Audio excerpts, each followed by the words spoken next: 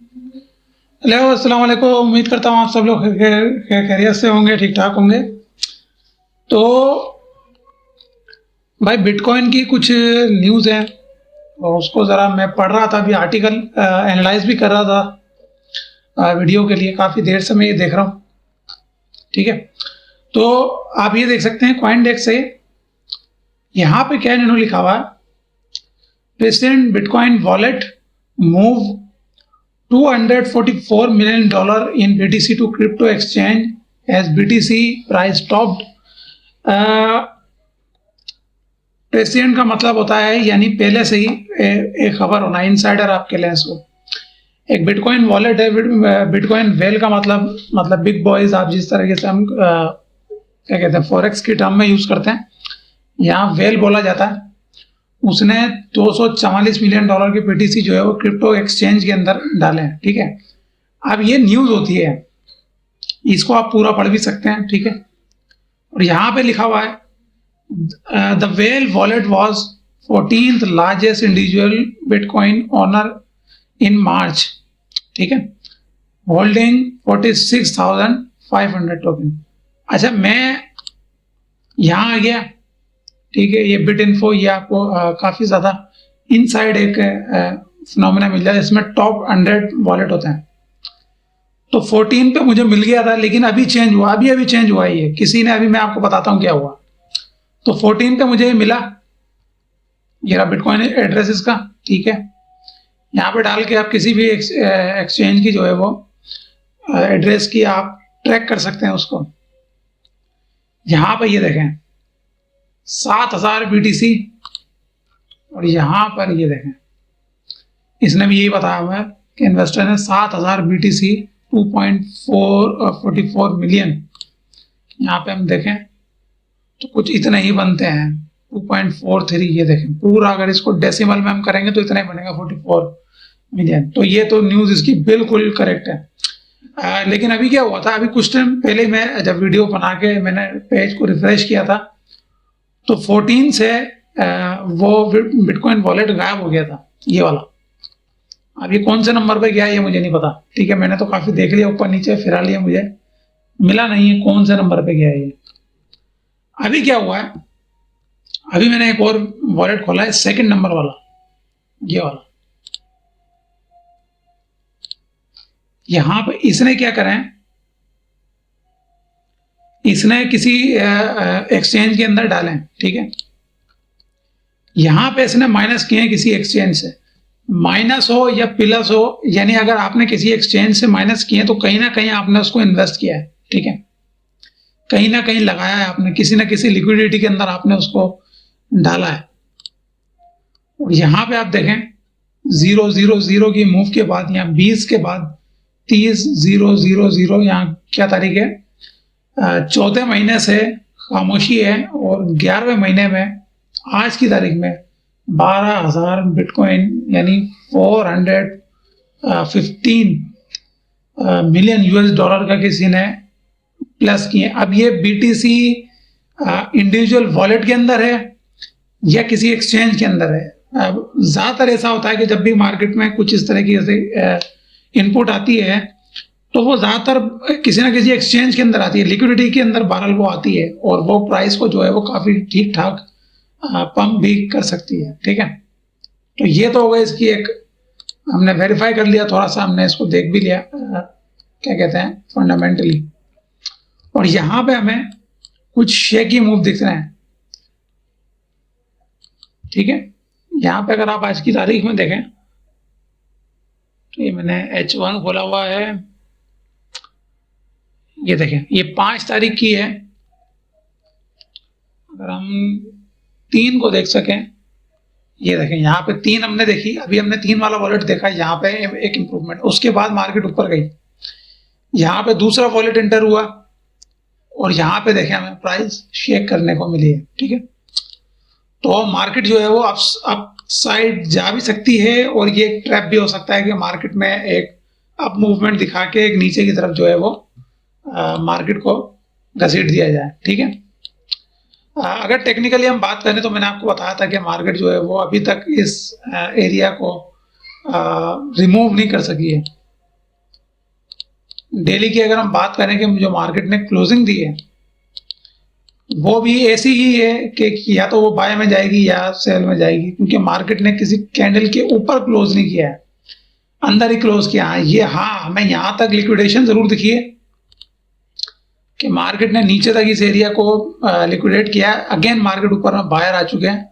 अगर इसका मैं एनालिसिस करूं इस पूरी कैंडल का, तो यहाँ पे बाइंग ज्यादा है, ठीक है, क्लोजिंग बेशक किसी में भी हुई है और यहाँ पे सेलिंग है, तो पलड़ा जो है वो बाइंग का ज्यादा। लेकिन अगर ये इससे ऊपर इसकी जो क्लोजिंग है इससे ऊपर इसकी ओपनिंग होती तब ज्यादा मजेदार चीजें हो सकती थी।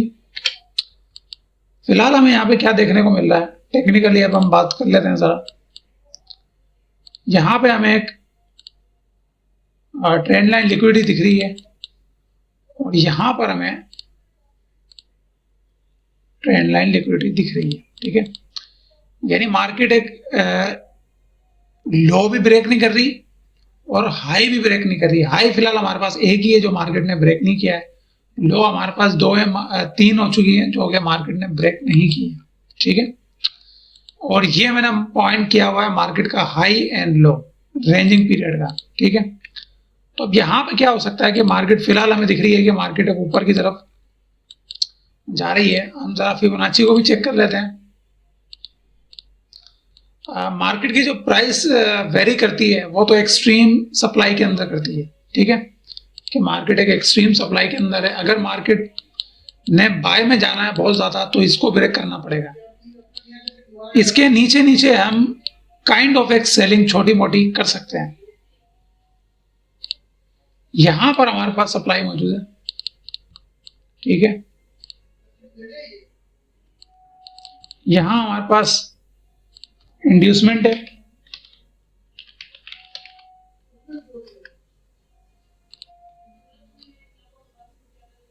ठीक है, और यहां हमारे पास एक एफटीआर भी मौजूद है। एफटीआर मतलब फेल टू रिटर्न, ठीक है। इम्बैलेंस भी है यहां पर और यहां हमारे पास एक छोटा सा क्यूएमएल भी मौजूद है। अगर हम यहां से इसकी बात करें, ये शॉर्ट टर्म मार्केट ने जो लिक्विडेशन की है, ये चेंज ऑफ कैरेक्टर में भी हम इसको ले सकते हैं और ऑल द वे डाउन हमारे पास यहाँ पर लिक्विडेशन नहीं है, ठीक है। डिमांड इनगल्फ जरूर है लेकिन हमारे पास कोई प्रॉपर बीओएस यहाँ पर नहीं है, तो हम इसको लिक्विडिटी स्वीप यहाँ मार्क कर देंगे, ठीक है। बाइंग के हवाले से अगर मैं आपको बात करूं तो यहाँ पे हमारे पास ये ट्रेंड लाइन लिक्विडिटी मौजूद है। मार्केट जब इसको मैं अभी रिमूव कर देता हूं, यहां पे हमारे पास अगर मैं थोड़ा सा क्लियर करूं चार्ट को, तो ये जगह ये आप देख सकते हैं, ये हमारे पास स्ट्रक्चर आता है। अगर मार्केट इसके नीचे ब्रेक करती है H1, एक अच्छी कैंडल से, इस तरह की सेल की, इस तरह की कैंडल से, इस तरह की कैंडल से मार्केट H1 ब्रेक करती है, ठीक है, सस्टेन करती है, रीटेस्ट करती है, तो हमारे पास यहाँ पे जो सप्लाई होगी वो एक्टिव हो सकती है, ठीक है, और हम मजीद सेल के लिए यहाँ तक के लिए अपनी कमर कर सकते हैं कि यहाँ तक मार्केट सेल में आएगी ही आएगी, ठीक है। अभी फिलहाल के लिए इस सेलिंग पॉइंट को देते हैं। जो क्या कहते हैं फ्यूचर ट्रेडर हैं वो इस पे अपनी नज़र रखें।